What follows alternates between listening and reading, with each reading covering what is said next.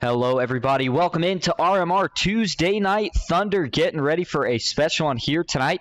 You're probably confused. You don't normally see us here at a mile and a half, but tonight it is going to be the super speedway of all mile and a halves, Atlanta Motor Speedway. Getting ready for some Tuesday night money racing. Joining me in the booth here tonight, as always, Dawson Wise. Dawson, how you doing here tonight? Doing well, Austin. Glad to be at Atlanta tonight. I love this car track combo. This is going to be a lot of fun to watch these guys work the wheel, watch these guys try to drive these cars. It's going to be a little bit different, but at the same time, I love it. It certainly is. And with that, let's take a look at your starting grid here tonight. It's going to be Kevin Freeze on the pole position. He will have Cody Nagels for NBG to his outside in second. Matthew Baker, Thursday night co-host, he will roll off from the third spot. Christopher McCall from McCall Motorsports to his outside in fourth. Dylan Jones in fifth. Garrett Maines to the outside of him in sixth. Jeff Merck and Daniel Eberhardt. Good to see D3 back in the field tonight. Those two will be making up row number 4. Michael Triscaro in ninth. And David Sheets rounding out your top 10. Jared Mogard rolls from 11th. Andrew Navarro to his outside, a multi-time winner this season. John Mullahan rolls from 13th with Logan York to his outside in 14th. Row 8 will be Zach Range and Cole Fitzpatrick. Row 9 will be Mike Davenport and Jason Maines. Around at the top 20, Brock Westmoreland and Ken McCullough Jr. Aiden Kirk will start 21st. Tony Cox in 22nd, one of the fan favorites. And McCall Motorsports rounding out the field in the form of Mark Vondell. He will roll off 23rd here tonight. All right, let's take a look. The much anticipated race info, a lot different than what we're used to see here, Dawson. Going to cut the track down by about a mile and a half here tonight at Atlanta. High banking, though. This track will drive just like a super speedway. A couple things going to be different. We'll talk more about that in just a moment. 1.52 miles in length to be exact. Track temp tonight going to be starting out at 105 degrees. Weather outside 78, 31% humidity, cloudy skies. Winds at 2 miles an hour, not going to be a factor. It's the Atlanta 75 here in the NASCAR Xfinity Series. Going to be 75 laps. As always, everyone's going to have 100% fuel that we know of. In fact, we'll get a double check on that later. Unlimited tires, one fast repair, fixed setups. But the stage break tonight, 5 laps later than usual as well. That will come at lap 25, and there will be some bonus points up on the line. So I think we'll see guys fight for that pretty hard. And as we get ready to roll here, Dawson, I talked about in the race info, it drives like a super speedway, but it's kind of like a mix. A lot of throttle time, but these things are going to get loose, and from what we've heard from practice, guys are already struggling with the handling. I think that's going to be a pretty big issue here tonight. I agree. Tire wear going to become an issue, and very early, too, in these cars. These cars eat tires up. All race long, you're going to see that become a problem. You're going to see guys save it. We'll see how they do it. Here they come. Turn number 4. Here we go. First time at Atlanta Motor Speedway. Second time for RMR Tuesday Night Thunder. First of the season. Special race. Can we get a special winner here tonight? Green flag is in the air. We're racing at Atlanta.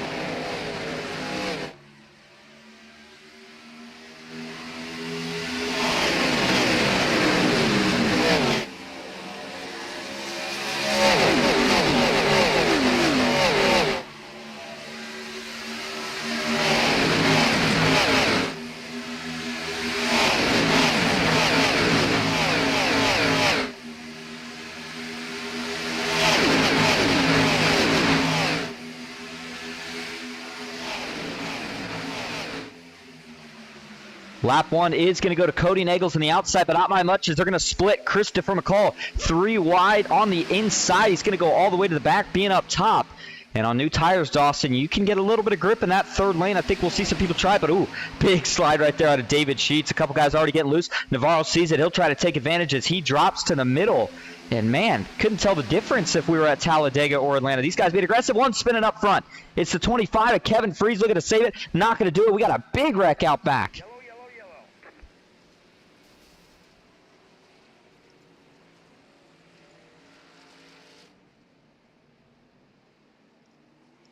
Yeah, it certainly is the 043.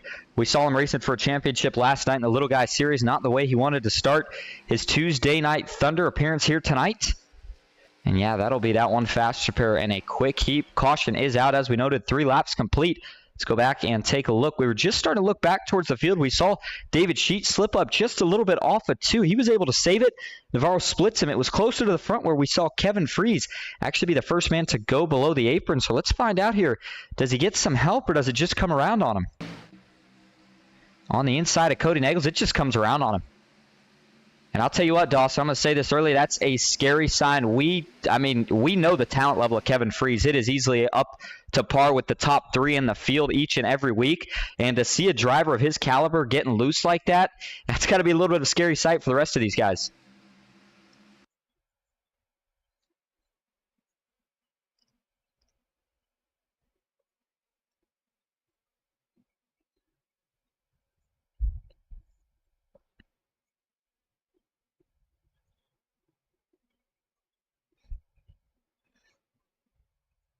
And there you see the two of John Mullihan pile in. Hood goes flying off. Debris scatters everywhere. Logan York hits the hood, sends it flying. And then you see Zach Range there into the outside wall. Huge hit. Nothing he could do. Mike Davenport's going to somehow do a Houdini act here and manage to miss it. But then there you see Tony Cox just committed to the outside and somehow finds a way to yank it back down and miss it all. That was a really good record points from the 72. But back to that up again, Dawson. I mean, this is definitely what it looked like for Michael Triscaro. We'll go on board with Kevin Freese, but we know the Xfinity cars, we always talk about they have a tendency to be really darty. And here at Atlanta, you're running really high speeds. You're just about on the limit of running full throttle to where you couldn't anymore. And I think what happens is sometimes if guys just slightly get up the track and you put a little bit too much wheel back to the left, the car gets unstable, gets offset. And that's exactly what we saw there as Michael Triscaro had went up the track to try to miss it. He had to put a little bit more wheel into it than he usually would to get back down. Maybe cold tires, a mix of the two, and it sent him around. Kevin Freese, though, I think maybe him getting down to the apron was for the best because once they wreck in front of him, they wreck pretty big. We'll take 2 more looks at this one. First from the TV tower cam. Watch Zach Range here again as just nowhere to go once the 4 comes up. That is a huge hit. Cole Fitzpatrick, nothing he could do. He's going to get a pretty good amount of damage to the right side of his car. But I'm telling you, Dawson, I don't know how Mike Davenport and Tony Cox managed to miss that one.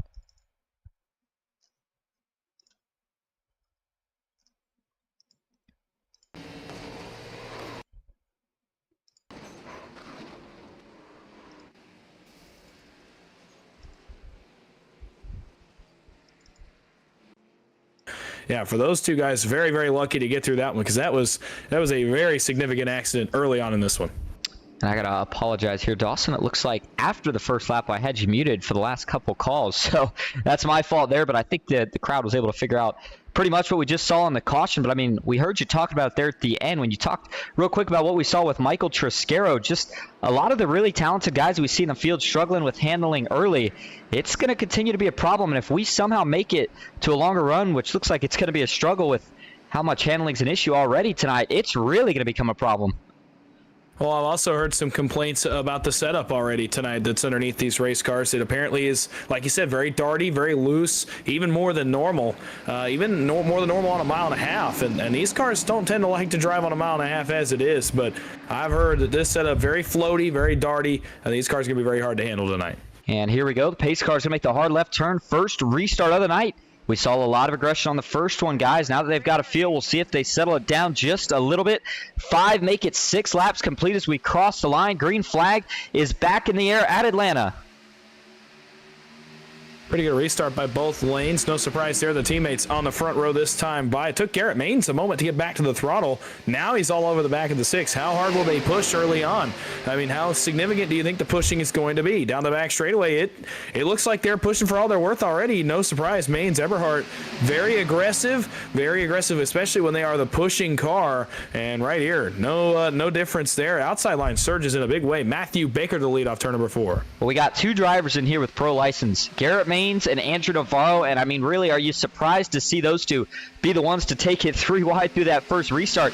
You know they want to get to the front. It's going to be a lot easier to start to control that track position once a run goes on. And Dawson, I'm telling you right now, this outside, now's the time to be in it. But Baker, you saw him drop down as quick as he did. We're not going to see what we see at Daytona and Talladega with as much lane switching at this point. I think you're going to see Baker and Cody just try to hold strong on that inside. But if Daniel Eberhardt can get clear, I think he'll try to take it here into turn 1. Well, also, I think they're saving tires as well. That's a major part of these cars here on this new configuration of Atlanta. It was a big part of the old configuration as well. You wanted to save tire and have as much grip, as much speed late in the run as you could. This is no different. These tires are going to wear out. The car gets loose. Then you start to roll up the track. Actually, you over and understeer late in the run on these. It's kind of hard to explain, but you can get loose. You can also get tight on corner exit as you start to arc it out onto the straightaways. So saving tire also going to be a major part, and the best way to do that is to run on the bottom where the 5 and the 6 are right now. Smart move by them early. I think that's what they're trying to do, is save tires. Yeah, they just got to be careful here. Going to fall 3 spots as Navarro, I think, might pull clear too, but he's actually going to stay on the top and try to make it work, and it's kind of a battle of the outside. It's going to try to pinch the inside down. Outside gets him on the straight. Ooh, Christopher McCall. He tried to stay up top right there with Daniel Eberhard. Wasn't going to work. He quickly had to drop back down. That'll put him in front of Matthew Baker, the 90 up top with Andrew Navarro. Garrett Maines still looks like he's just kind of sitting in the footprints of the 44 and the 90, waiting to see if either of them slip up. Cody Nagel's fading back just a little bit, but let's take a ride on board as we talk about how tough these things are to handle. Let's go back in traffic here just a little bit. Dylan Jones in the 11. How about Jeff Merck in the 60? Let's go to Kevin Freeze in the 25. We actually saw, of course, lose it on that first lap. He saved it, and looks like car's handling a little bit better for him in that outside line, but 10 laps complete and already seeing fire out of the pipes, Dawson's. This is no longer a full throttle mile and a half. No, not at all, and it's a mix of tire wear, maybe if you've put a little bit more heat in them, or it's tire saving. Guys lifting in the middle of the corner, you're going to see them roll out on entry, back up the corner, and just kind of roll through the center just to try to save their tires. It's pretty typical mile-and-a-half racing, but in a super speedway format. That's what makes this place so incredibly unique, is you're going to see them draft like it's a super speedway, but also save tires and lift like it's a normal mile-and-a-half, like it's the old version of this racetrack where tires are paramount. So you're going to see a very different combination of racing tonight. You're not used to seeing tire saving on a super speedway, and tonight it could determine the winner of the race. And man, so far there's several guys coming forward. Brock Westmoreland's who I've got my eye on. He's up 10 spots already, same as Andrew Navarro, but the 4 looking very, I guess he's the 8 tonight, looking very sporty there on the bottom behind Cody Nagels. And you took the words out of my mouth. I was just getting ready to say the 4 is up to that 5th position on the inside, looking to see if he can make up some more ground. But on the flip side of this, we're seeing a mix of the big hitters and some of the rookies that are actually dropping back here a little bit. Maybe they didn't like what they saw earlier. Saw the wreck, of course, on lap 1. Felt like this thing was going to get out of hand. So they're trying to play it safe, which is going to work for now. But I'm telling you, if you want some stage points, Dawson, you need to go now. We tick off laps in a hurry here at Atlanta. In 25 laps, we're only about 12 laps away from. So these guys got to pick it up. Oh, we got one around. Brock Westmoreland on the back straightaway. Range is in it. And everybody else is going to try to dodge it. So far, so good, as Brock is going to come to a grinding halt on the entry to turn 3. And just as we talk about him, Dawson, we give him the announcer's jinx yet again. Yeah, this is 3 wide off turn 2. I'm watching it back now. It looked like Zach Range, I don't think he planned to get out of line where he was, and as he tries to hook back in line, he misjudges and gets into the side of Brock Westmoreland, and this turns into another pretty significant wreck. Man, Zach Range, you want to talk about a guy with some bad luck tonight, bad positioning, like where he just ended up on the track, man. That's 2 in a row here in the first 15 laps of the race. And Aiden Kirk unlucky as well. He gets involved there in the 47. And I was going to say, you see that actually starts all the way back in turn 1, where it looks like Dylan Jones washes way up the track. I think he kept it out of the wall, but Zach Range had a decision. I think he felt like he would have enough momentum if he went to the middle to get clear of whatever issues were going to kind of happen right there. And then, as you know, Dawson, they come off a 2. Zach's in a little bit of an awkward spot here. He starts coming down.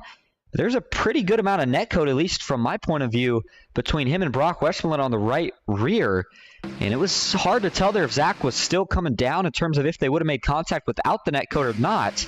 But once the 0 gets hooked towards the outside wall, he gets into Dylan Jones and kind of stalls out right there, right in the middle of the track. Zach Range has nowhere to go, makes more contact, and yet again, as we also were talking about, just gets the blunt of this one. Not been his night. Mullahan gets around the outside. Looks like he's going to scrape the outside wall a bit. And then Brock comes to a stop. Looks like he's got it the worst on the rear bumper of the car, but I think he's certainly going to have some damage on the front too with the way he got turned and making contact with Dylan Jones. Let's take a ride on board here with Zach Range. And here you go. You back this all the way up to turn 1. You'll see exactly what I'm talking about as a driver here. Atlanta, they call it Hot Atlanta. I'm telling you, things go by a lot quicker here than they do at Daytona or Talladega. Zach Range had to make this decision pretty quick. He felt like it was the right move, and it may have been here, but then things just get really tight, a lot more narrow than the super speedways we're used to heading to. And once him and Brock Westmoreland get together, some more contact. Aiden Kirk, you saw make some significant contact on the right front of his 47 machine as well. And so this one is going to bring, looks like 2 or 3 guys down the pits. I think maybe Range is the only one that actually has to use a fast repair from it. As we take one final look at it here from the TV static cam. I tell you, that could have been a lot worse, Dawson. As narrow as this track is, and that happening right in the middle of the pack, I think some of those guys that were sitting back feel like maybe they had the right strategy now. Yeah, I'm kind of surprised, honestly, that one wasn't a little bit worse than it was with as narrow as this place is and as quick as things happen. I'm really surprised that wasn't a little bit bigger incident as close as it was to the front. So luckily for the guys running further back, they were far enough back they were able to see it, get woe down, and not get involved in that. But, man, for Zach Range, that's a nightmare start to his night 16 laps in. Well, we got some guys trying some interesting strategies here. You see Navarro and Maines warming their tires up on the apron, and again, the only 2 pros in the field. I wonder if there's a little something to that. Maybe trying to put some extra heat in those tires before we go green, have a little bit more grip right off the get-go. But Daniel Eberhard, and I feel like he's called his shot before on this Super Speedways. We know he's good, but you got to feel like he's just as talented at any other track we were going to go to, and he is showing all of it here tonight at Atlanta. Has led the most so far, and actually, despite what I thought was going to happen, he's been able to kind of control both lanes a little bit up and down. You got to be a lot more careful with it. But how about Christopher McCall? Had a good run in the Turkey Trot race that you covered and is having a good run so far here tonight. Thinking maybe he captures his first win of the season here tonight if he keeps it up. Yeah, arguably could have been one of the contenders for the win before just an unfortunate incident took him out of that race on Sunday. But certainly he has hit some kind of stride the last couple weeks. And, man, on Sunday he looked really good. So I think tonight he is definitely primed to perhaps go to victory lane for the first time. Baker's mom in the chat says, hello, everyone. Happy Thanksgiving. And, of course, want to wish you all happy Thanksgiving as well. Going to be a break until after Thanksgiving here at Ghost Racing Network after tonight. So these guys all going to be trying to get in some last-minute money racing before then. Green flag is back in the air. Daniel Eberhard through the gears. He gets a big jump on Christopher McCall. Navarro was able to follow that 90 right through the gears. That's good teamwork. And so Chris will have to jump in line third just behind him, Matthew Baker. And actually, we're going to see a little single file until these guys all catch up to each other. Not for long. Here come the NBG teammates. They want to go to the outside. Nagels went to go with Baker. Garrett Maines slammed the door shut right in his face. Just hung on the right rear quarter panel of the 6. Look at the 6. He's running him up the track a little bit. I don't think he's too happy at Garrett for that there on the back straightaway. But regardless, now the 6 going to have to be content to run the bottom. Jeff Merck is up there. Now Chris McCullough gets up there as well. And as soon as they went single file, Austin, they are right back to 2 wide here at the front. Yeah, it certainly didn't take long. And on new tires, I think it really is going to be a battle to the top line, as we see Dylan Jones doing right there. That's only one car, but as they get on the back straightaway, the goal is kind of to hope that they fan out and that top line gets right by the wall. As they do there, that pulls Dylan Jones up right alongside Jeff Merck, and if he can make it work out of 3 and 4, he will take that spot. And I'm telling you, Dawson, a lot of guys, they're looking in their mirror. They see the move that the 11's trying to pull off, and if he can do it, that might be the winning move late in this race. As again, battle to the top. Daniel Eberhard wins it, and he still has the lead here with 19 laps complete. Eberhard's been the first guy to do this right here, swap between both lanes. He's been the first guy to do it so far, about 20 laps in. He's really dicing back and forth. Now back to the top. That's 3 lane changes in a lap and a half for Eberhard. He is seriously sawing on that wheel, trying to maintain the momentum. Unfortunately, this time doesn't quite work. Navarro gets a nice shove into 3. He's going to go to the lead. Will he clear in front of the 90? No, not quite. Eberhard back to his right side. Drag race to the stripe. Give that lap to Eberhard. And 3 wide further back. Matthew Baker's going to test the outside. No, it might have been Maines going through the middle. Garrett Maines is on a tear right now on the 1 car. Yeah, he did go through the middle. If you remember last season when we were here in the trucks, he was trying that move out. Didn't work out so great, but now that we're on cars where you got to bail out of the throttle a little bit more, they're a little harder to handle. If you can make it stick in the middle, you're going to be able to make time up just as you would if you take it 3 wide on the outside. And so Garrett Maines made that move work, picks up third on the outside. But now the outside starts to fade a little bit as Andrew Navarro gets a big push from Cody Nagels as they go down the front straightaway, trying to hold him out in front as they dive into turn 1. They will be able to do so, but Daniel Eberhard gets another big push from Christopher McCall. It seems like through the turns, Dawson, that outside's able to stay a little bit closer. And I think that's what ultimately hurts us inside when they get the momentum down the straight. Yeah, I think you're right, and certainly been the case so far. And Eberhardt right back to it here, splitting between the lanes, dropping between Navarro, and then jumping back up to Chris McCullough. That time, though, Navarro gets cleared, shoves the 90 right out of the way. Andrew Navarro, but now Navarro going to get split up against the outside wall. This is a sketchy situation in one. Yeah, this looks a little bit ugly. These guys got to get it sorted out here before somebody's got a problem. Further back, Andrew Navarro trying to find a spot in line. Dylan Jones will jump right in front of Matthew Baker, and as Navarro's not going to get any help, he will fall to the back of the train. Cody Nagels now finds some clean air on the inside. They are 3 wide. Here comes Garrett Means. Dylan Jones to the top. Eberhardt still in the middle. Big block up top. Eberhardt. Oh my goodness, as he'll drop back down to the middle. 23 laps complete. 3 to go in stage 1. Daniel Eberhardt, holy cow, how'd that one work? I had started to call wrecking, actually, as he went up the racetrack, and man, this is tight quarters, 3 wide, 2 rows deep. Everybody's pushing. Nagels off the track, gets it back together. He's getting shoved. Car in the wall, Matthew. Can we save this? He does. Chris holds on. Oh my goodness, what a save for the 94. Still fishtailing around a little bit, but they hold on. I mean, 3 wide here is uncharted. Now Mike Davenport's going to get turned. Big hit into the outside wall will bring the caution out to end the stage. And we got a big one here. Everybody trying to sneak through. Mullahan will do so. But further back, it's a junkyard. Mogard, Merck, Davenport, McCullough, Baker, all involved in this one, it looks like. And just like that, that's what that kind of racing can do up towards the front of the field. That's the consequences of it right there. And I'll tell you what, that was so much fun to watch before they wrecked. But as you noted, ticking time bomb, and it finally went kaboom. Here we go. First of all, let's actually back this all the way up to this phenomenal save by Christopher McCall. I mean, you cannot do that here when you're 3 wide, especially from the middle, and yet somehow he makes this work. And as we go back here and take a look at this, you're going to see, does Chris get some help? I think he might. Down the straightaway, everything's fine. You see Cody maybe get shoved out of line. Actually, I think there's a little net code between Chris and Baker. As you see Chris get a little bit closed right there. You see Baker's tucked out just a little bit to the left. And yeah, there's some net code between those two. That's what kind of hooks Chris up the track, gets him into Baker. That sends Baker to the wall. And now that gets him really out of shape. He gets maybe a little bit more contact with Baker's. He is just putting as much wheel as he can. Now he gets himself about 45 degrees sideways. Somehow holds on. He fishtails pretty much all the way through turns 3 and 4. And then Davenport gives him a little shot up the track, and now this is where things are all going to go south. And as we slow it down here, you see still 3 wide and maybe just run out of room. That's not exactly giving us the view we want. We'll back this up. And again, when you're on the inside, you can't pass below that double orange line, but you certainly can get 2 tires, even 4 if you need to make sure that you're not hitting anybody else here. And 3 wide, it doesn't look to me like Chris can go up too much more. You got to remember in a trioval, you can't run right next to a guy. You'll make some contact. You have to kind of arc it a little bit.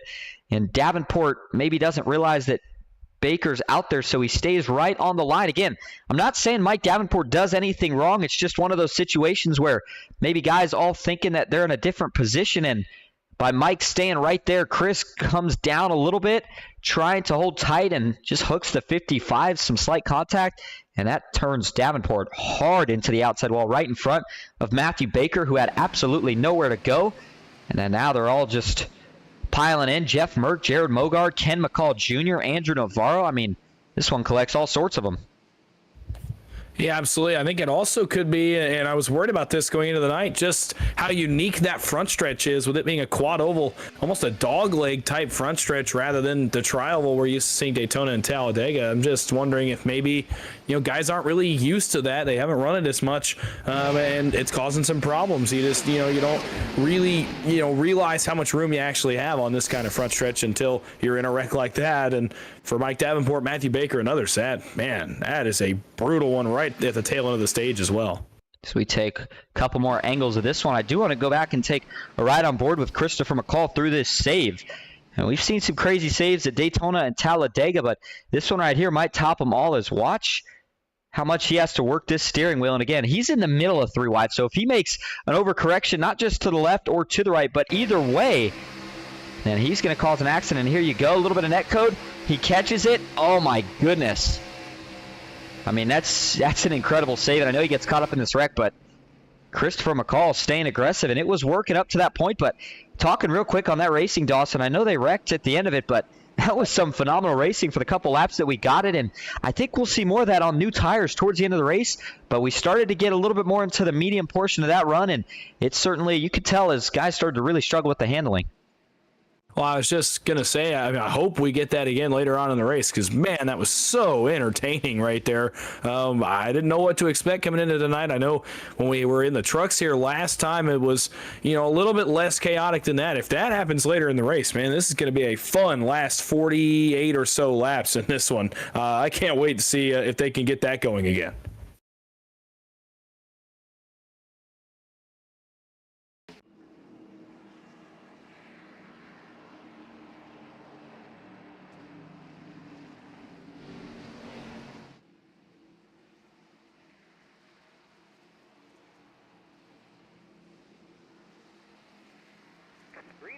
Green flag. Will we see a green flag stop? Here we go. Green flag is back in the air. Good start for the bottom. Garrett Maines is on it, and he has got a big amount of help here. Kevin Freese locked on the back bumper of that one car now. The question will be, does Garrett Maines do what Daniel Eberhardt's been doing? Jump up? Yes, he does. The one car up in front of Dylan Jones. Now Freese and Nagel's free to charge on the bottom. Cole Fitzpatrick jumps down there as well. Now it's just Maines and Jones. Up top, they're going to side draft. This is the hardest side drafting we've seen in the night so far by Maines and Jones here in 3 and 4. And you see David Sheets going to get split 3 wide further back by Daniel Eberhardt. He'll move right by Eberhardt, wasting no time, getting his way all the way back to the front now. Not exactly sure if these guys can make it the rest of the way on fuel. I think it's going to be close as Mohan slides up the track. He's in the marbles, gets in the wall. He's starting to come down. Can he save it? He does, but everybody's got to scatter to miss him. Logan York tried to jump to the inside. Merck having none of it. Now Christopher McCall is going to take it three wide right around the 0-2. 44 of Andrew Navarro, but up front, it is all Kevin Freese on the inside. That outside down to 2 cars. Cody Nagels trying to push Kevin, hold him even with Garrett Maines. And I think once Daniel Eberhardt gets up here, he will be that third guy to jump onto the outside. As gets to the outside of Jason Maines, looking for more here off the right rear of Cole Fitzpatrick's drag race down the back straightaway. Yeah, it's getting me more and more nervous watching Garrett Maines, Dylan Jones come down and side draft. This is as close as these two lines have been all night. Garrett Maines testing the waters for side drafting here. We know how dangerous it can be when you get close to that right rear, but he's able to stay right on the door number of Kevin Freese and be able to make it work so far. Now the cavalry's here. Daniel Eberhardt, Matthew Baker have joined the party up here at the front of the field. Eberhardt goes right to the top. He wants 3 wide and 2. And Matthew Baker, one of the guys carrying a driver cam for us here tonight, currently finds himself a lap down. You don't hear us saying that too much. And he's being scored as the only driver a lap, well, actually not the only driver, but the man in the lucky dog spot right now. And you see he's got to stay aggressive because he knows that Zach Range could make a move. Zach Range playing the opposite strategy, staying back, hoping that if they wreck, Matthew Baker gets involved in it. So 2 differing strategies. We'll see which one works out, but both of these guys going to need a caution. And as we go back a little bit further in the field, Tony Cox, another one of the drivers that finds himself a lap down at the moment, carrying an onboard camera for us here tonight. But how about the save that Tony had earlier to miss a spinning Mike Davenport? That was a phenomenal job. And now he's got himself up in a good position. A spinning Zach Range. But he's going to need a caution still. Again, playing it safe right now, has himself in a good position in terms of still has that fast pair in his pocket, but he's going to have to get back on the lead lap for it to matter. Up front, already back to 3x3 racing. Baker really pushing the envelope. I think he's trying to get his lap back the hard way. That's what I was just going to say. He's really all over the back end of Daniel Eberhardt right here, and he's trying to get back in front of the leaders, but Garrett Maines, Dylan Jones making it tough on those guys. In the middle, it's not going to work. Contact. It does work, though, somehow, but now they're all split up. Eberhardt's going to drop down into the middle, and he almost hits Garrett Maines on corner exit. That would have been probably the most dangerous push of the night to this point, but Eberhardt, he's in a good spot now. He's right where he wants to be, and now, all of a sudden, man, this is all kinds of disorganized up at the front. Yeah, you can see how one shift in momentum can just completely tear the field apart. Everybody's going to have to regroup, but you'll start to see some runs form up here as Eberhardt's trying to push Maines out as far as he can. Kevin Freese, Dylan Jones, they will get a run. Question's going to be, do they jump to the bottom And I'll tell you what, you see what Garrett's doing here. He's not necessarily running a specific lane, kind of in the middle. More or less the tops, you see him running above that first seam, but that's going to make it a little bit harder for these guys to necessarily just jump to the bottom, as you don't have a lot of track to work with. You're going to have to bail out of the throttle to make sure you keep it down. Question is going to be who's willing to jump down there first. It'll be Cody Nagels in the 6th. Cole Fitzpatrick having a good run still up to this point tonight. But further back, Jason Maines, Jeff Merck, Andrew Navarro still dicing around everybody looking for position. Jared Mogard, you see he's got some damage. And Aiden Kirk in the 47 sitting right in the middle of all this action. Matthew Baker actually dropped back after that close call, and I think he might keep it back there a little bit, try to save his car and hope for a caution, which certainly doesn't look out of the question at this point. 36 laps now completed, Atlanta. Yeah, not a too bad a strategy out of the driver of the 5. I mean, after what we saw when he was running to the front, now you just want to drop back, take a breath, and say, okay, I'm not racing these guys for position. I'm just going to wait and see if something happens. Eberhardt out of line for the lead. Maines down on his door. Oh my goodness, that was about a foot between those cars. Still is. Here's they come off turn number 4. Kevin Freese, the back of the 1. Eberhardt waiting on some help from Cody Nagels. This pushing is getting more and more intense here at the front of the field. Garrett Maines, you can see right there, he was loose on entry, wobbling as Freeze, man, is just locked onto his back bumper, trying to push him forward. You can tell the intensity starting to really ramp up at the front. Yeah, guys are pushing that envelope farther and farther, and I don't think it'll be too long before we see guys start to push in the middle of the corner. We're seeing just a little bit right now on entry and exit. But Eberhardt on the bottom as Maines on the top. I'll tell you what, I'm surprised that this outside is still holding as strong as it is right now. Not sure if it's something with the handling issue that these guys are having on the bottom, but usually these Xfinity cars here at Atlanta, they have a tendency to get tight. That does not look like the case so far here tonight, as most of the issues we've seen is with guys getting loose. So, Dawson, if you're a driver leading the field as Garrett Maines is right now, which lane do you want to go with? I think I stay right where I'm at if I'm Garrett Maines. Just stick in the middle. It's working.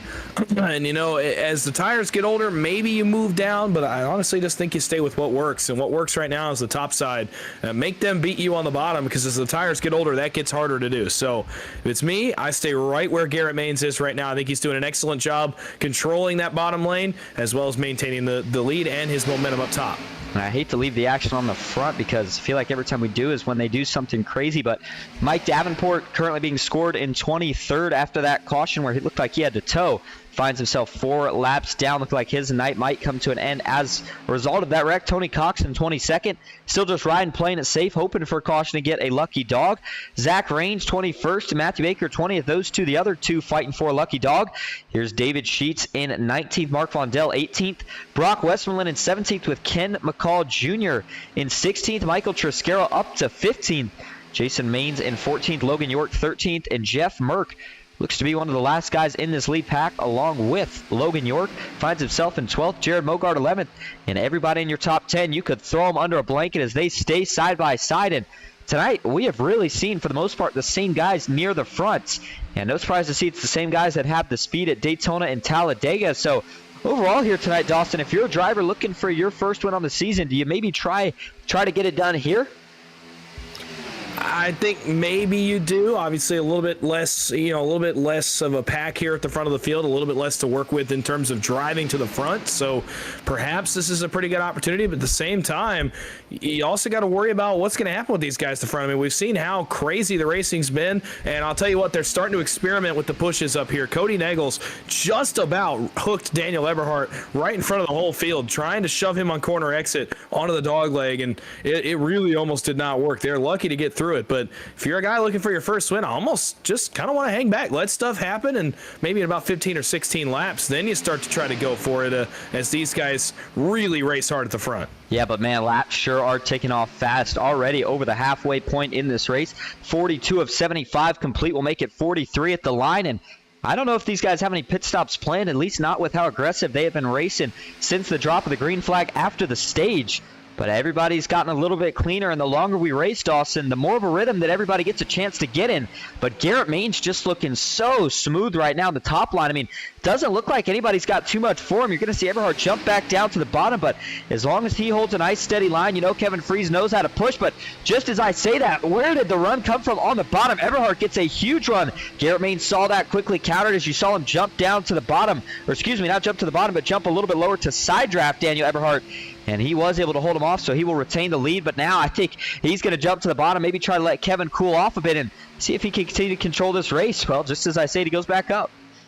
Man, the momentum left the bottom right there. It's just not much going on down there for them as the tires continue to get older. This race continues to become almost a one-groove race at bottom.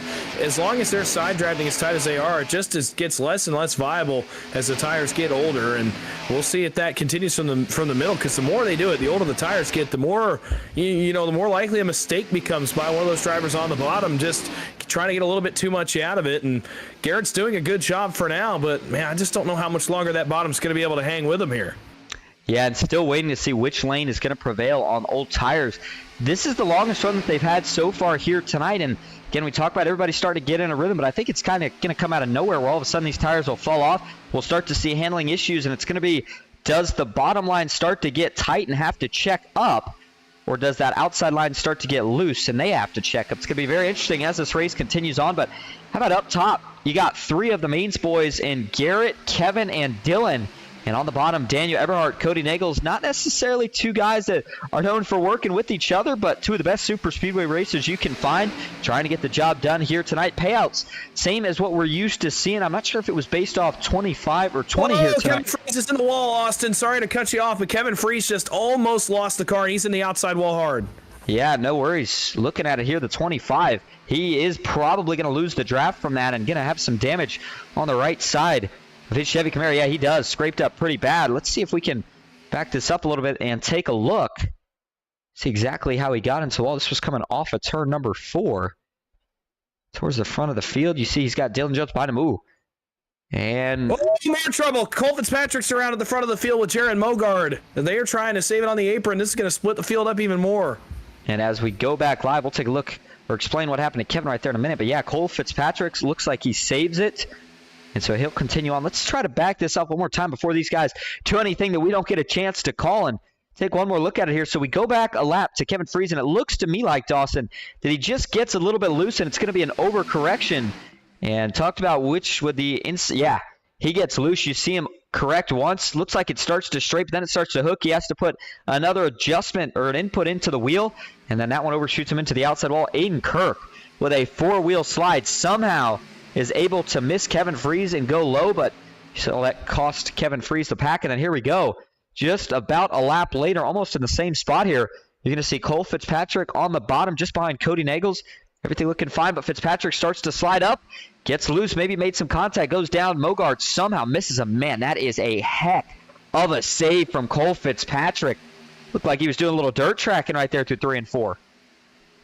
Yeah, I thought for sure they were going to slide back up into the field right there. Somehow, some way, we all keep it going straight. And this has seriously cut the field in pretty much 2 or 3 groups. The front group now about 7 cars deep as Andrew Navarro and Logan York have joined the party. But back from them, you have to go a little bit of a ways here to find more cars. So it settles the racing down and splits the field up at a time in the race when tires are seriously starting to become an issue. You could tell, I mean, as Kevin Freese, he looked like to me he got tight as he went to put more wheel into it, then he got loose, and then obviously overcorrects and ends up spinning the car. So that's the state of the handling right now. Again, is Freese still struggling with the handling of that car. And even in this main pack up front, you're seeing a lot more gaps between each of these cars. It's going to be harder to set a guy up for a run and to give him a big push. So those pushes are going to be much more crucial. You got to carry momentum. But Garrett Maines on the bottom by himself is still able to hold strong with the 90 and the 11 on the outside. And as I was getting ready to mention before Kevin went in the wall, top 4 payout here tonight. First place going home with $150. I believe it's $156 to be exact. So everybody wants to win it, and you can't forget about the end of the season championship prize. And a win tonight, I feel like, is maybe not so much. Let me rephrase that. I would say tonight I feel like it's a bigger opportunity for a lot of these guys to get a win, because I would say there's a slightly more amount of skill than there is. Well, you still got to have a lot of luck here, just as we see at Daytona and Talladega, but maybe a little bit more skill than what we're used to seeing at Daytona and Talladega. I'm going to put it at 60-40 here versus 70-30 at Daytona and Talladega. But, man, Dylan Jones, you saw that car start to wiggle out from under him out of 4. Handling really becoming an issue now with 23 laps to go.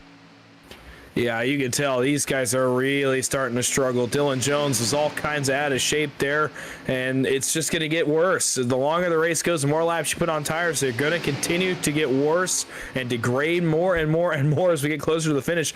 If this goes green in the end, it's going to be really interesting to see just how much effect tire wear has on these leaders and how much effect it has on what you can and can't do to try to win the race and which line you can take, maybe how aggressive you can be turning down the racetrack as well. And I'm pretty interested in seeing it, and we haven't had a run that long yet. Certainly haven't. Christopher McCall is all sorts of loose. Taking a ride on board. You saw the steering wheel there on corner entry. Looks to be where these guys seem to be struggling the most as of right now. Track temp has actually went up a little bit since we started this race, now at 107. So that certainly has not helped the cause. Winds at 2 miles an hour. No change there, but Chris putting so much wheel. I mean, you hear just how much he has to bail out of the throttle. Even your leaders now, Daniel Eberhard, who's in clean air, starting to get loose as well. I'm telling you, this is going to come down to who saved their tires the best, and Andrew Navarro might be one of the guys in that position, and you can't count out Jeff Merck in the 60. Yellow flag is out. Go back, find where it is. I think it's going to be maybe with the 72 here of Tony Cox. No, it's ahead. Looks like that's actually Brock Westmoreland, who's got spun around into the infield. And the 8 will get back rolling. And I don't think your leaders wanted to see that one. Yeah, I'm trying to look back at it myself here. It actually starts with Cole Fitzpatrick, and car gets out from under him. Same thing we saw him do just a few laps ago happens again. This time he's not quite as lucky as he's going to collect some of the cars behind him. He can't quite save this one as well. And as he starts to get loose, just comes around. Mark Von Dell was able to get by it, but Brock Westmoreland gets up into the wall as a result. And as Westmoreland tries to turn off the wall at this point, he's going to go into a four-wheel slide, as does Cole Fitzpatrick. And you see they're both going to slide down to the infield. Even behind them, Zach Range. I mean, this was like coordinated spins here, if you will. As you talked about, though, it's just guys getting loose, but I don't see any damage on any of these cars, and it didn't look to me like any of them hit anything. So 3 innocent slides is what's going to bring out the caution, but certainly shows you just how crucial it's going to be to have fresh tires on this last run. I think we will see everybody come down and take 4. Not everybody. Well, that's some lap cars staying out here as Logan York, Mike Davenport attempt to get a lap back under the caution. And everyone that's on the lead lap, yep, coming down pit road, getting fresh tires, and that completely changes the end of the race. I mean, now you're going to have basically a brand new tire run all the way to the end. So that's going to make things even more interesting. Now those big moves that we saw earlier, those are absolutely going to be back in play once we get back under the green flag. Yeah, it certainly is. Taking a couple more views of that last incident. There's Brock, Zach in the background trying to check up, and sometimes as a driver it might actually be in your best interest if you see a wreck coming up and you have to get on the brakes a little harder, spin it out and just slide down instead of piling in. Tony Cox doesn't look like he'll get the lucky dog. We'll see if he's able to maybe get the free pass, and we'll take one more view of this one here from the tower cam. This maybe Mike Davenport was wondering if he got any sort of angle of this. There's Zach Range going around. Synchronized spins, but no damage. So as we go back live, pit stops complete, and it is going to be Garrett Maines being scored as your leader with 19 laps to go. Daniel Eberhard in second, Dylan Jones in third, Cody Nagels fourth, and Andrew Navarro rounding out your top 5. Baker's mom says messy, messy, messy. Certainly was early on. We got things cleaned up for a little while, hoping for more of the good racing that we saw early on here for this final run. And Heath Job says, where is John Ward? Not sure. Don't see John out here tonight, but appreciate everybody that is tuning in. We are going to take a quick break. We're going to go side by side. You won't miss a thing. Stick with us for the finish at Atlanta.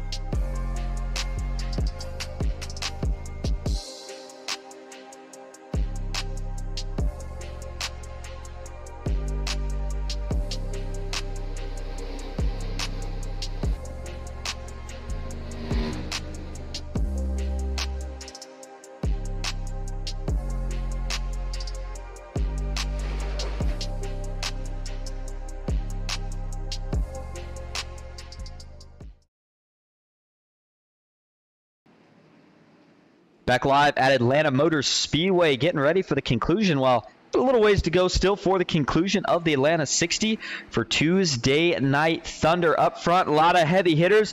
A lot of guys looking for their first win towards the middle and back of this pack. They're going to be coming to the front. It is going to be chaos, and we are going to be here for the rest of the way. Garrett Maines on the inside. Daniel Eberhardt on the outside. Jones, Nagels, row 2. Green flag is back in the air. 17 laps to go at Atlanta. Pretty good start for both lines. Both guys get a pretty decent jump, and they've got decent help to them already. Some hitters. Oh, trouble. Jeff Merck is around further back. He's going to slide into the grass. It's going to stay green, but the 60 has gone around here on the restart, and another bit of bad luck for Jeff Merck. Terrible luck, especially when you look back there from the view we had. It looked right off the bat like that was heavy, heavy net code. Let's go back and see if we can get a better angle here as Mullahan coming down. Not so much. I think there would have been some contact there. As Jeff Merck on the inside, Mullahan coming down. That sends the 60 for a spin. Yeah, Jeff not going to be too happy about that one, and you can't blame him. He loses the pack. He's going to need a caution. Meanwhile, up front, 3 wide. Daniel Eberhardt up top with Christopher McCall. They almost get into the wall. Quickly have to drop back down in line side by side down the back straightaway. And now Dylan Jones with a surge out in front. But here comes his teammate Garrett Maines on the top. Yeah, Eberhardt got split out by the 6 of Cody Nagels last time by on the front stretch. He decided he wanted to go to the inside of Eberhardt. Andrew Navarro, my goodness, a huge slide there on the exit of turn number 4. That back end was waving all kinds of different directions there. Somehow, he not only keeps it going, but is able to continue to push Dylan Jones. It's getting intense up here at the front. Everybody's starting to give a little bit more. Cody Nagels loose on exit right there in the 6 as well. Yeah, and we're starting to see a bit of a separation, almost 2 packs, if you will. And both groups have a substantial amount of cars, and I think they'll condense down before this thing is all said and done. But up front, the aggressive racing continue on. Garrett Maines on the outside, 15 laps to go. I think that might still be enough time for this inside to start to prevail as the outside wears more tire. But if you're sitting back, Dawson, do you think you're going for the lead here? Do you think maybe you save a little tire in case we get a late caution?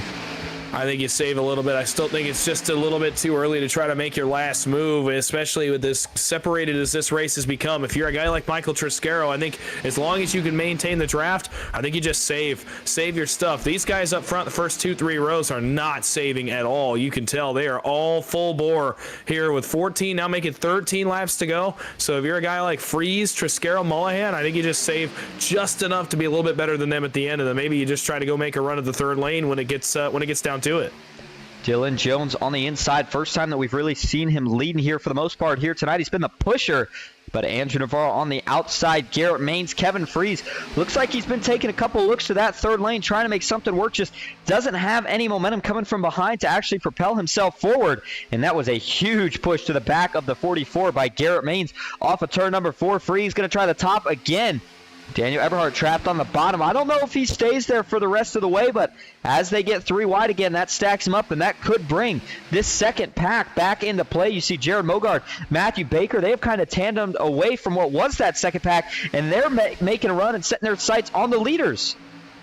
They are picking up a lot of time, too, really cutting away at the lead of these leaders right now. It's going down about a tenth every couple of corners. Dylan Jones loose on the bumper of Eberhardt. Somehow he keeps it going. Top line prevails. Navarro and Maines, 11 laps to go. Top line locked up. Bottom line trying their best, but not for long. Now Navarro prevails. He's down on the bottom. Now Garrett Maines going to have an opportunity for clean air. Navarro goes out there. Does Maines look a step higher? Not quite yet. Not quite time for that yet. Kevin Freeze back up to the third lane.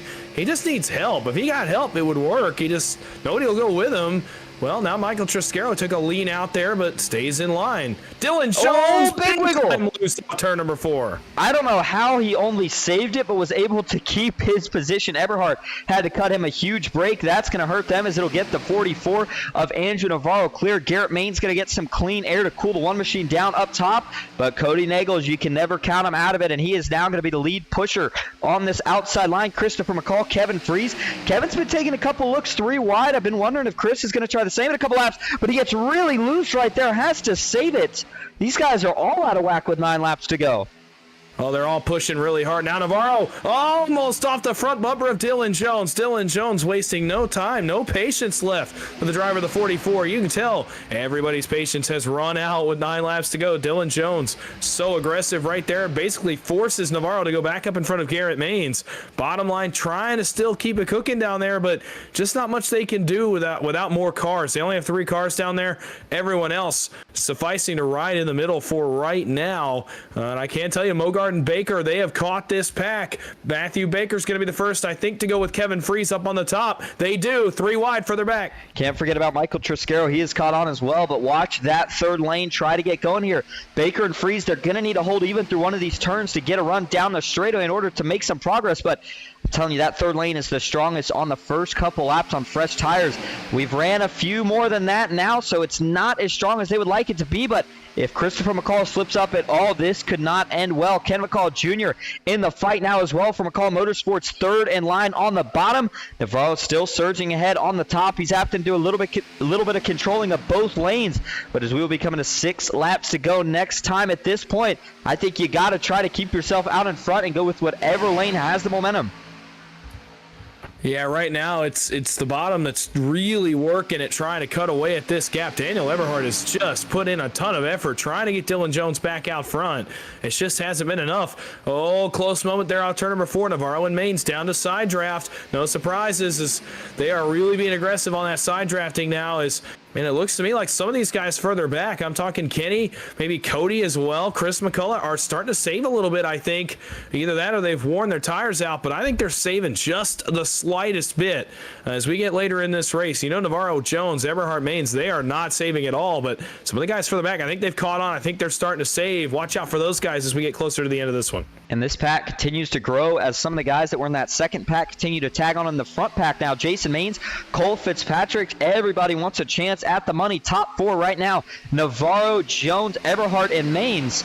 And they're going to try to remain that way for 5 more laps. Coming up on a lapper here, Merck, this will stall any chance of 3 wide until they're all able to get clear. And as they go by the 60, he is not going to be too happy with Mullahan, who got him in trouble earlier. Oh, it's contact there between Ken. Ken's around. They're going to wreck. Big wreck in turn 3. This will collect at least 5 as Maines goes into the wall. Baker's trying to sneak by. I think he does. Jared Mogard is in it. So is Mark Vondel. Oh, and Baker did not make it through. As you see him slide up, he's going to have some rear end damage. Know where the 5 could go. Kevin Freese is destroyed. I think this will put maybe an end to his night as he's trying to limp it on to the pits.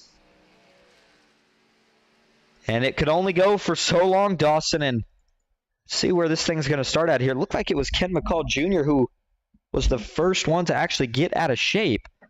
And here we go as we go in to turn 3. You see the 03 on the farther left side of your screen. They're going to go 3 wide. Ken actually gets up the track a bit before they get into the turn, and I know some guys kind of do that to arc, but yeah, it looks like he goes up the track. Let's go to the blimp cam here so we can get a better angle of it. Watch the 03. See, as they're getting ready to go into the turn, yeah, he does. Looks to me like Ken just gets up about maybe half a lane higher than the rest of the guys on the inside, and when he does so, Christopher McCall's also slightly offset of Cody to the left. They make some contact. That gets Ken into the left side door. Cody, he goes back down the track, starts sliding, and then Baker, Mogard both seen this. Going to collect each other here. Does Jared start to move up? Actually, no, Baker sees the checkup, and I think he's trying to split low and check up so that he doesn't get ran over. And they just make contact, and the wreck's on from that point. Kevin Freese trying to get through. Jared Mogard and Baker actually with a big hit initially. I didn't realize Baker was in that initial part. And then he's trying to miss it here as Maine starts coming down. It's going to turn him around a second time. And then he is going to unfortunately get even more damage. Yeah, it's one of those deals. I mean, Ken starts to wash up, maybe got a little bit loose or lost the handle a little bit, and it gets a chain reaction going back towards Matthew Baker. And several of these guys, those are huge hits in the outside wall. I mean, Chris McCullough, Kevin Freese. Kevin Freese actually, I think, was off the ground at one point in that incident. So several hard hits are going to put an end to some nights here in this incident. Certainly is. Jared Mogard Hood flew off of the 00 machine immediately. And then, yeah, Kevin Freese with a little airtime there as he almost ramps over Jason Maines, clobbers the outside wall. And so this will do some damage to Jason. Mark Vondell looked like he was doing a really good job of getting through this. Unfortunately, collects Baker right at the end of it. But let's go take a ride on board with the 59 real quick so he gets a good view of this wreck. And then unfortunately not a view he wanted to see right at the end. As checks up, slides, four-wheel slide. He's able to get on the brakes enough where he misses it, sees him going low. Going to start throttling back up, gets up on the track. Baker rolling a little bit. And Mark makes pretty heavy contact to the rear. That might end Mark's night, depending on if he already had to use a fast pair. So we take one final view of this one from the TV static cam.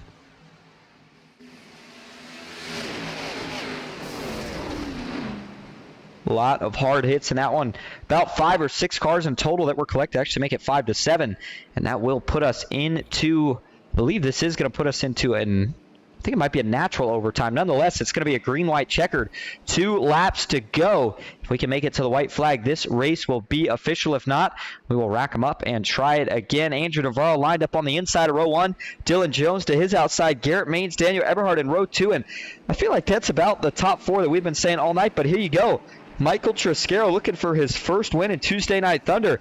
He's got a great opportunity as he finds himself in prime position, 3rd on the outside. And we've seen the front 2 for both rows, Dawson, be the most aggressive. If they get themselves into trouble, watch for that 34 to pounce and maybe try to steal one. Ken McCall Jr. on the inside.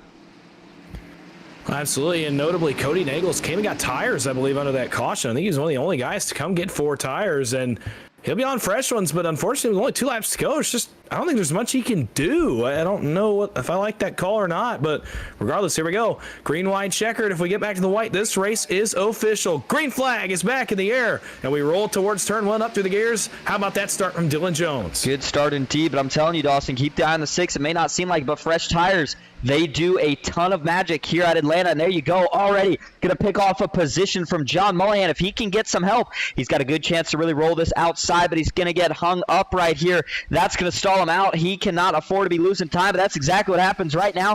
Further back, more jockeying. Cole Fitzpatrick maybe gets into Michael Triscaro. Further back, even more jockeying. 3 wide. Christopher McCall in the middle. Cody on the bottom. The racing, though, up front, still 2x2. Navarro on the bottom. Maines pushing. Jones up top. White flag in the air. 1 lap to go at Atlanta. It's going to be a dual drag race right here. Who's got the best push? Who's got the best handle underneath their race car? The tires are a little bit old as they come onto the backstretch. Who's got the best grip underneath their race cars? Who's going to have the best run off turn number 2? Drag race into 3. Who's going to get the job done? It's going to be a duel between Jones and Navarro. And who can hold on? Somebody's going to get loose. Maines a little bit on the bottom. Navarro starts to slide up. Jones, it's going to be a drag race out of 4. 44 on the bottom. 11 up top. Navarro going to have to dip it down below the yellow. It's a side-by-side finish. Who gets it? It's Dylan Jones in the 11 by less than 1,000th of a second. Are you kidding me? What a finish. We knew those top 4 were going to put on a show for us there on the last 2 laps, but I could have never expected that. Dylan Jones, I think you could have put a ruler off the nose of the 11. He would not have been very far off the front of Andrew Navarro's car. What a drag race to the end, and Jones, yeah, he's rightfully going to celebrate right here. And as he burns it down, Michael Triscaro getting by, and let's go take a look back at this finish. There you go, a little bit of contact out of 4, and Navarro makes a little bit more contact, and then honestly, looked to me like Maines may have been better lined up, so I'm really shocked that outside was able to get it here. But let's get a couple angles of this one and just how close this really was. Like I said, if we can't tell up here at the line, you know it's close, and man, we're going to break this down by pixel because I just cannot tell. And I mean, there you go. It is not by much, but you see Dylan Jones just barely ahead of the 44, gets the job done on the outside, and an absolute thriller of a finish as Navarro and Garrett Maines finish up your top 3. Let's take a look at the results here real quick before we go get any of your top 3 for interviews. Jones gets the win. Andrew Navarro in 2nd. Garrett Maines 3rd with Daniel Eberhard in 4th. Ken McCall Jr. 5th. Michael Triscaro in 6th. Christopher McCall 7th. Cody Nagels in 8th. Cole Fitzpatrick in 9th. And Logan York rounding out your top 10. Aiden Kirk finishes 11th with Brock Westmoreland in 12th. Mark Vondell finishes 13th. John Mullihan in 14th. Jeff Mark 15th. Matthew Baker 16th. Jared Mogard 17th. Jason Maines 18th. David Sheets 19th. And Tony Cox rounds out the top 20. Zach Range finishes 21st, Mike Davenport 22nd, and Kevin Freeze, unfortunately, last tonight after getting involved in a couple of those wrecks, he finishes in 23rd. And as we go back live to see if there's any celebrations still continuing, does not look to be the case. Dylan Jones quickly parks it, so we'll go back to that finish, take one more look at it as we go get your top three in front of you. Stick with us. We'll be right back.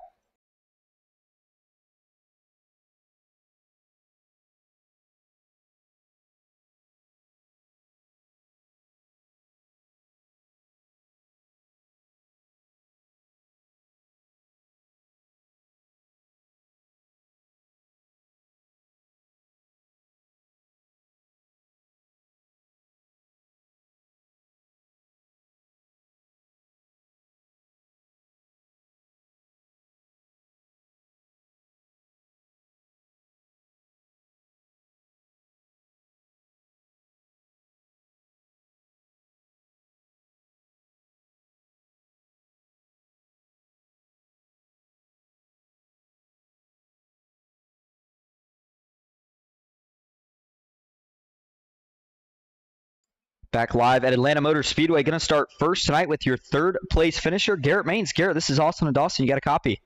Yes, sir. Well, first of all, man, what a finish there. You somehow just squeak out third. We had a photo finish for first and third, man. That was a drag race between both of the front rows. But first thing I want to ask you, different track than what we're used to seeing in money racing, being here at Atlanta tonight. How did you like it, and how you feeling about your finish? I'm happy with it. I mean, I feel like we had a shot at the win there. Just didn't exactly have the help I needed. It is what it is, though. I'll take a solid finish. Got some good stage points, and I think probably the points lead now. So happy with that for sure. Just, it doesn't seem to pan out just right for me at the end, but we've been in position week after week here. So definitely, happy to bring it home one more time and, be on the top three. We know a lot of guys like to say super speedway racing, 70% luck, 30% skill. Kind of feel like maybe when we go to a track like Atlanta, maybe more of a 60-40 combo. Do you want to see us go to Atlanta more often? Oh, I think tonight for sure was definitely more of a 60-40. It's just, I like this track, and I think the racing tonight was phenomenal. And honestly, I don't know if this was the stock Atlanta set, or if this was something, that was made custom for this race, but it definitely brought out driver skill. As long as you have a good group like we did tonight that, can hold on to it, this definitely made it more than just keep your foot to the floor and push. So it was a lot of fun. I enjoyed it, especially, there when we had the different tire strategies and I was up by the fence. That was interesting. Wasn't exactly sure how that was going to work out, but definitely an entertaining race. Glad we got to go here for once. Will you bring home the podium? Before we let you head out, is there anyone you'd like to thank or shout out tonight? Yeah, absolutely. Got to give a huge shout out to MCU Body, Lennox, and Ryko for all their support. And shout out Andrew there for trying to work with me. I know he just came up 2,000 short, but I thought he had it. It was good racing with him again, and congrats to Dylan on the win. Well, thank you for talking to us here tonight, and we will hopefully see you again next week. Yes, sir. Hopefully. All right, and now that'll bring us to your second place finisher here tonight, Andrew Navarro. Let's see if we can pull him up here. Hey, Andrew, this is Austin up in the booth. You got a copy? Yeah. All right. Well, you bring home second by less than 1,000th of a second. Sorry, 2,000ths of a second. Man, it was so close. Did you think you had it? And was there anything you think you could have done differently? No, I don't think I could have done anything differently. I was driving horrendously tonight. I don't even know how I finished second, to be completely honest. I ran up into Dylan, turn 3 and 4. I just lost talent and just went up into his door, which probably lost me the race. But yeah, I don't really think I could have done anything differently. Well, we asked Garrett. I want to ask you the same question. Atlanta, not what we're used to seeing from money racing, but, I mean, it certainly gave you a good finish here tonight. Do you want to see us go to tracks like this a little more often? Yeah, I would love to go to tracks like this more often. It's definitely a lot of fun, but it's just the setups, the fixed setups are not it for these types of races. They're just they're in the racetrack, they're loose, they're tight, one lap, and that's just a mess. So yeah, I definitely think with a custom setup we would be fine, but yeah, that was definitely an interesting race.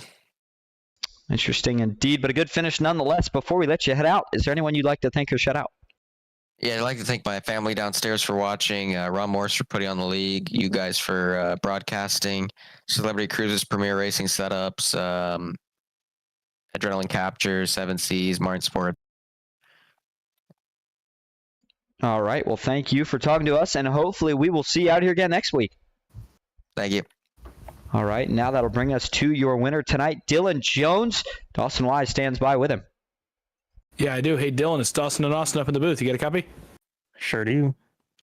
Well, you get the job done tonight. A heck of a finish, a heck of a race overall. First off, just take us through it and how you're feeling after a victory here tonight at Atlanta.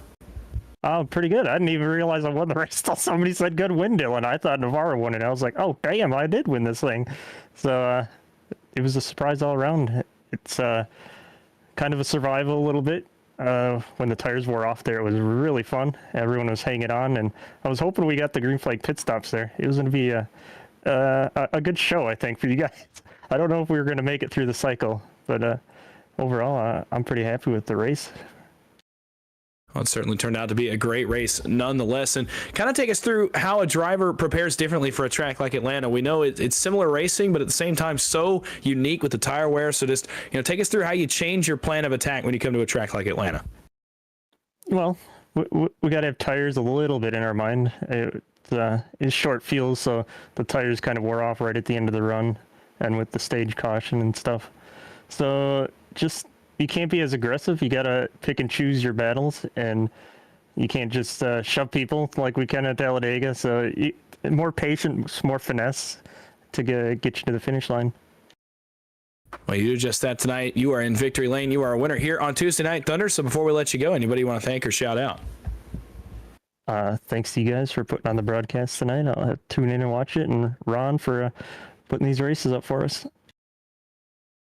All right. Well, congratulations on the win and a fantastic showing out of you here tonight. Go enjoy it. Go celebrate. And we'll see you next week. Will do. Thanks. All right, and that is just about going to wrap up our coverage here tonight at Atlanta. I want to thank everybody that tuned in. This will be a break for us, at least for probably a couple days.